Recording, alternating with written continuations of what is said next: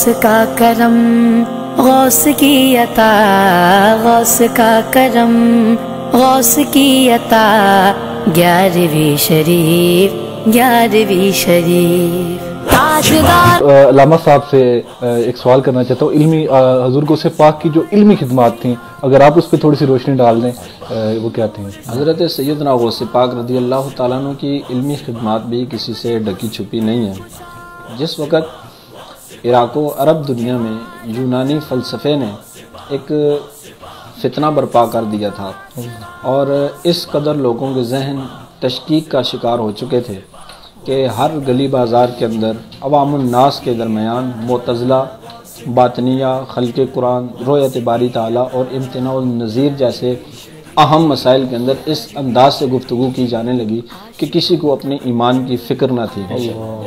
تو ایسے دور اور ایسے حالات کے اندر ضرورت تھی اس امر کی کہ کوئی ایسا شخص، ایسا خدا شناس شخص اس دنیا میں آئے اور اس کا وجود مسعود ان لوگوں کے درمیان ہو تاکہ وہ امت کو اس گمراہی سے بچا کر حضور کی شریعت کی طرف لے کے آئے اور حقیقی عقائد باری تعالیٰ اور شریعت محمدیہ ان کے سامنے بیان کرے۔ تو اللہ رب ذوالجلال نے اس وقت کے اندر حضور سیدنا عبد القادر جیلانی کو محی الدین بنا کر اس امت کے درمیان بھیجا، جنہوں نے پھر اس دین کی تجدید فرمائی اور آپ نے محی الدین کا لقب پایا۔ تو اس کے ساتھ ساتھ حضور غوث پاک رضی اللہ تعالیٰ عنہ جس وقت آپ علوم ظاہریہ و باطنیہ کی تکمیل فرما چکے تو آپ نے درس و تدریس اور وعظ کا سلسلہ شروع کیا۔ مسند تدریس پر جس وقت آپ جلوہ افروز ہوئے، حضور غوث پاک رضی اللہ تعالیٰ عنہ کی یہ دینی خدمات تھیں کہ آپ کا وعظ اس قدر ہوا کرتا تھا کہ آپ کے وعظ کے اندر 70 ہزار کی تعداد میں لوگ تشریف لاتے، اس کے اندر وزراء، بادشاہ اور یعنی مملکت بھی اس کے اندر تشریف لاتے، نیاز مندانہ انداز میں حاضر ہوتے، حاضر ہو کر آپ کی بارگاہ سے اکتساب فیض کرتے۔ اور شیخ محقق علامہ عبدالحق محدث دہلوی رحمۃ اللہ تعالیٰ نے اس بات کو ذکر فرمایا۔ آپ فرماتے ہیں حضرت غوث پاک رضی اللہ تعالیٰ عنہ کی ہر مجلس، ہر واعظ، ہر درس کے اندر یہودی، نصرانی اور مشرک اور غیر مذہب کے لوگ وہ آ کر حضرت سیدنا غوث پاک رضی اللہ تعالیٰ عنہ کی بارگاہ میں درس و تدریس سننے کے بعد، آپ کا واعظ سننے کے بعد کفر و شرک کی گمراہیوں سے نکل کر اور اس کفر و شرک کے اندھیروں سے نکل کر نور ایمان کے ساتھ اپنے قلوب و اذہان کو حضور غوث پاک رضی اللہ تعالیٰ عنہ کے دست حق پرست پر وہ بیعت اسلام فرما لیا کرتے تھے۔ میں اقبال یہاں پہ برادر نعیم ہزاروی صاحب کی بات کو روک کر، شاید اقبال نے اسی مقام کے لیے کہا تھا کہ اللہ اللہ کی یہ جانے سے اللہ نہ ملے، یہ اللہ والے ہیں جو اللہ سے ملا۔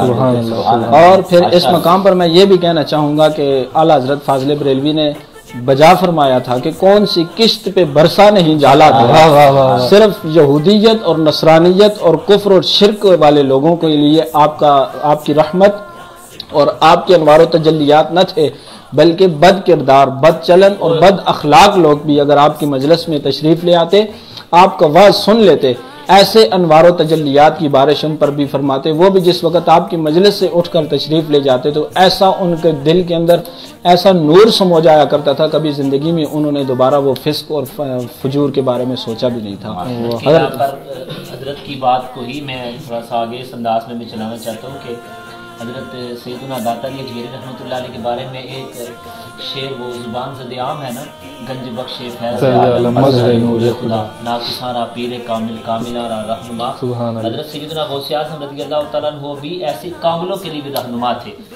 آپ رضی اللہ تعالیٰ عنہ کی مجلس میں عام لوگ نہیں، جس طرح حضرت فرما رہے تھے آیان مملکت، بادشاہ، وزراء، ایسے اولیاء، اتقیاء، اصفیاء، اپنے زمانے کے اجل علماء وہ بھی حاضر ہوتے تھے اور وہ بھی حاضر ہو کر حضرت غوث پاک رضی اللہ تعالیٰ سے اکتساب فیض حاصل کرتے تھے۔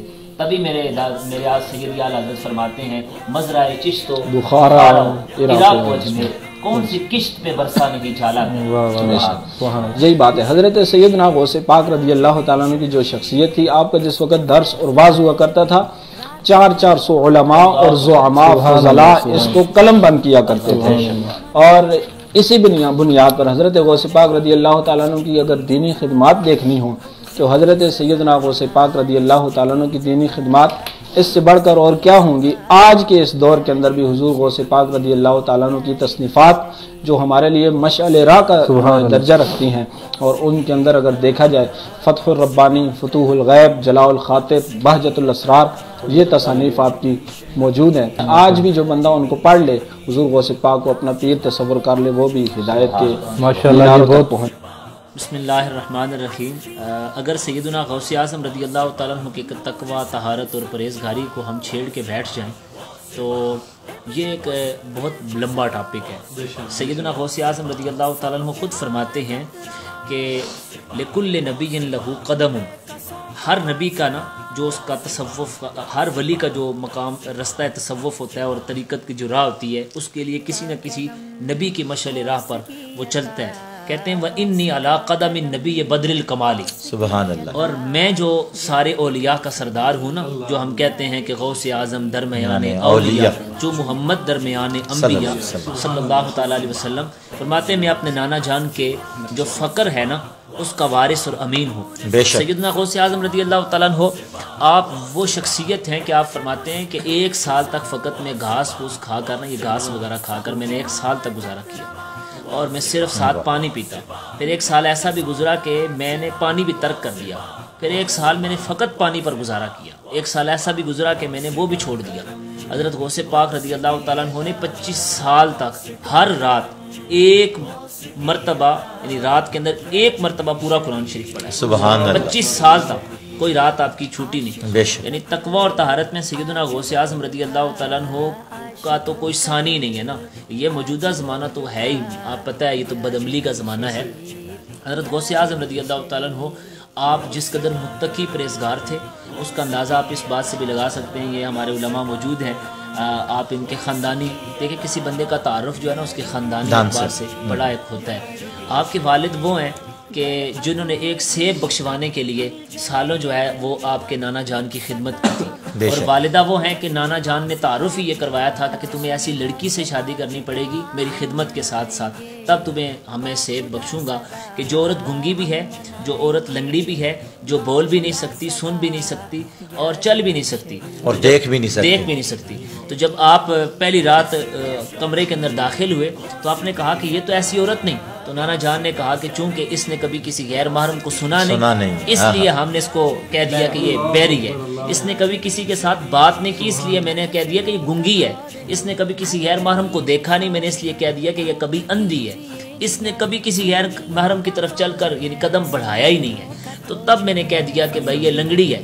تو جب سوچئے کہ اگر غوث پاک کے والد کا تقویٰ اتنا ہے، والدہ کا تقویٰ اتنا ہے، تو حضور پھر عبد القادر جیلانی پیدا ہوئے۔ اسی وجہ سے خود ارشاد فرماتے ہیں نا عبد القادر المشہور اسمی وجدی صاحب العین الکمال۔ سبحان اللہ۔ یہ حضرت غوث پاک رضی اللہ تعالیٰ عنہ کا تقویٰ اور طہارت ہے، اور موجودہ زمانے میں تو اس کا ہمیں عشر اشیر بھی نظر نہیں آتا۔ بے شک۔ تو یہ اسی کی بدولت حضرت سیدنا غوث اعظم رضی اللہ تعالیٰ عنہ کو اللہ تبارک و تعالیٰ نے یہ مقام اور مرتبہ دیا۔ ہم تو مرغن غذائیں کھاتے ہیں، جب اتنا تقویٰ اور طہارت تھا تو تب سیدی اعلیٰ حضرت طلب کے کہتے ہیں قسمیں دے دے کے کھلاتا ہے پلاتا ہے تجھے پیارا اللہ تیرا چاہنے والا تیرا۔ سبحان اللہ۔ سبحان بہت خوب قبلہ شاہ جی، آپ تقویٰ طہارت حضور غوث پاک کے یہ ارشاد فرما رہے تھے۔ میں اگلا سوال پورے طریقے سے نصیب الحسن ہزاری صاحب کے بارے میں رکھنا چاہتا ہوں۔ اگر آپ حضور غوث پاک کی سیرت طیبہ کے بارے میں تھوڑی روشنی ڈال دیں۔ جی بسم اللہ الرحمن الرحیم۔ یہی ہے خدا سے دعا غوث اعظم، محبت ہو تیری عطا غوث اعظم، آمین۔ جو اسلام پر تو نے احسان کیا ہے نہ ہوگا کبھی حق ادا غوث اعظم، تیرے شہر بغداد کی اللہ اللہ حسین کس قدر ہے فضا غوث اعظم، نگاہ کرم جب تیری پڑ گئی بنے چور بھی اولیاء غوث اعظم، چھڑا دیجئے غم کے ہاتھوں سے دامن، یہی قدسی کی ہے التجا غوث اعظم۔ حضور غوث اعظم رضی اللہ تعالیٰ عنہ کی سیرت طیبہ قبلہ شاہ جی میں قرآن مجید فرقان حمید کی ایک آیت مبارکہ کا سہارا لے کر ان الذین آمنوا وعملوا الصالحات لنبوئنہم من الجنۃ غرفا، کریم آقا علیہ الصلوۃ والسلام نے اس آیت مبارکہ کا درس ارشاد فرمایا کہ جو لوگ ایمان لاتے ہیں اور پھر اس کے ساتھ ساتھ تقویٰ، پرہیزگاری اور نیک اعمال کو اختیار کر لیتے ہیں، اللہ انہیں جنت کے حسین بالا خانے عطا فرمائے گا۔ اور حضور علیہ الصلوۃ والسلام نے خود وضاحت فرمائی کہ ان کی دیواریں اتنی صاف اور شفاف ہوں گی کہ باہر والے لوگ اندر والوں کو اور اندر والے لوگ باہر والوں کو بآسانی دیکھ پائیں گے۔ جب آقا علیہ الصلوۃ والسلام نے جنت کے بالا خانوں کا حسین ذکر فرمایا نا، تو ایک دیہاتی کھڑا ہو جاتا ہے اور عرض کرتا ہے یا رسول اللہ صلی اللہ تعالی علیہ وسلم، یہ جنت کے بالا خانے کن لوگوں کو عطا ہوں گے؟ اب آقا علیہ السلام کے فرامین اور حضور غوث اعظم رضی اللہ تعالیٰ عنہ کی سیرت طیبہ، آپ نے دونوں کو تطبیق دیکھنی ہے، دونوں کی مطابقت دیکھنی ہے کہ کتنی حسین مطابقت ہے۔ آقا علیہ السلام نے فرمایا کہ جنت کے بالا خانوں کا حقدار وہ ہے قال ہی لمن اطاب الکلام اطعام الطعام ادام الصیام وصلی اللہ باللیل والناس نیام۔ حضور نے فرمایا 4 لوگ ہیں جو جنت کے بالا خانوں کے حقدار ہیں۔ حضور کون سے؟ فرمایا پہلے نمبر پر جس شخص نے اپنی گفتگو کو پاک کر لیا۔ قبلہ شاہ جی ابھی بیان فرما رہے تھے کہ جب وہ علم دین حاصل کرنے کے لیے چلے تو والدہ محترمہ نے 40 اشرفیاں آپ کے کرتے میں سی دیں۔ تو میں کہتا ہوں اطاب الکلام کا وہ فیض آپ کو حاصل تھا، وہ فیض نور آپ کو اللہ نے عطا کیا تھا۔ جس وقت وہ ڈاکوؤں لٹیروں نے اس کا محاسبہ کیا اور ایک شخص آپ کے قریب آ کے کہتا ہے اطاب الکلام کی منزل دیکھیں، کہ وہ کے کہتا ہے کہ آپ کے کرتے آپ کے پاس کیا ہے؟ حضور غوث پاک رضی اللہ تعالیٰ نے فرماتے کہ میرے کرتے میں میری ماں نے 40 اشرفیاں سی رکھی ہیں۔ کتنی پاکیزہ گفتگو کہ بچپنے کا عالم ہے لیکن زبان جو ہے وہ جھوٹ کی طرف نہیں جاتی۔ اطعام الطعام، لوگوں کو کھانا کھلانا۔ میں کہتا ہوں حضور غوث اعظم رضی اللہ تعالیٰ عنہ کی بڑی 11ویں شریف کا مہینہ ہے، آپ 11ویں شریف کی تاریخ پڑھ لیں۔ چاند کی 11ویں کو لوگوں کو اپنے پاس بلایا کرتے تھے، پہلے واضح و نصیحت کر کے حضور کا دین انہیں سکھاتے، پھر اطعام الطعام کھانا کھلا کے ان کی مہمان نوازی بھی کرتے۔ ادام الصیام، کہ جس نے خدا کی خوشنودی اور رضا کی خاطر روزے رکھے ہوں۔ تو میں کہتا ہوں حضور غوث اعظم رضی اللہ تعالیٰ عنہ کی سیرت طیبہ کو پڑھو تو صحیح، کہ جس وقت رمضان مبارک کے چاند میں شک پڑ جاتا ہے اور لوگ آپ کی والدہ محترمہ کے پاس جمع ہوتے ہیں کہ چاند میں شک پڑ چکا ہے، مشکوک ہو چکا ہے، آپ مسکرا کے فرماتی ہیں آج یکم رمضان المبارک ہی ہے۔ تو کہا دلیل کیا ہے؟ تو اس پہ دلیل آپ یہ ارشاد فرماتی ہیں کہ آج میرے غوث نے ماں کا دودھ نہیں پیا۔ اور راتوں کی بندگی، جس طرح قبلہ شاہ جی بیان فرما رہے تھے کہ 25 سال تک راتوں کو جاگ کے رب کے قرآن کی تلاوت کرنا۔ آپ نزہۃ الخاطر، قلائد الجواہر، آپ ان کا مطالعہ کر کے دیکھیں، سیرت غوث اعظم رضی اللہ تعالیٰ عنہ۔ آپ نے ایک قدم اٹھایا نا تو خیال ہے کہ تھوڑی دیر کے لیے آرام کرتے ہیں اور اس کے بعد پھر اپنی رب کی بندگی اور عبادت کرتے ہیں۔ جس قدم پہ کھڑے تھے قبلہ، جب ضمیر سے آواز ہے کہ یہ آرام کے مشورے شیطان دیتا ہے نفس کی طہارت کے لیے، حضور غوث پاک ساری رات اسی قدم پہ کھڑے رہے اور ساری رات اپنے رب کے قرآن کی تلاوت کرتے رہے۔ تو یہ سیرت طیبہ ہے حضور غوث اعظم رضی اللہ تعالیٰ عنہ کی۔ ویسے نہیں کسی کہنے والے نے کہا تھا غوث اعظم درمیان اولیاء چوں محمد درمیان انبیاء۔ تبھی حضور جناب میرے غوث نے ہم مریدوں کو جو ہم گناہگار ہیں انہیں تسلی دیتے ہوئے کہا مریدی لا تخف کہہ کر تسلی دی غلاموں کو، حشر تک رہے بے خوف بندہ غوث اعظم۔ حضور ہم نے اپنے اسی پیج سے یہ ایک دفعہ جو ہے وہ جب چاند سایہ فگن ہم پہ ہوا تھا، رحمتیں برکتیں عنایت نوازشیں بکھیرتا ہوا، تو ہم نے اس وقت بھی یہی اعلان کیا تھا کہ اپنے اپنے گھروں میں، گلیوں بازاروں میں، مساجد میں، مدارس میں بڑی 11ویں شریف کا اہتمام کریں۔ آج پھر یہی پیغام دینا چاہتے ہیں کہ اپنے اپنے گھر میں، گھر بار میں، مساجد میں، مدارس میں بالیقین بڑی 11ویں شریف کا اور اس اہتمام لیے بھی کریں۔ کریں نا حضور، جس طرح آپ کہہ رہے ہیں کہ سرکار نے فرمایا کہ جنت کے بالا خانے انہیں ملیں گے کہ جو کھانا کھلائیں گے۔ ہمارے غوث تو وہ ہیں کہ جنہوں نے زندگی ساری کھلایا، بلکہ زندگی ساری کیا آج بھی انہی کا صدقہ تو ہم کھا رہے ہیں، سارا جگ کھا رہے ہیں۔ اور آقا علیہ السلام سے جب پوچھا بھی گیا نا کہ حضور سب سے بہترین دین کیا ہے، تو حضور علیہ السلام نے مسکرا کے ارشاد فرمایا اطعام الطعام، رب کی رضا کی خاطر بھوکوں کو کھانا کھلانا۔ آج بھی ہم غوث پاک کا کھا رہے ہیں تو پھر جو غوث پاک کے ماننے والے انہیں کھلانا بھی چاہیے۔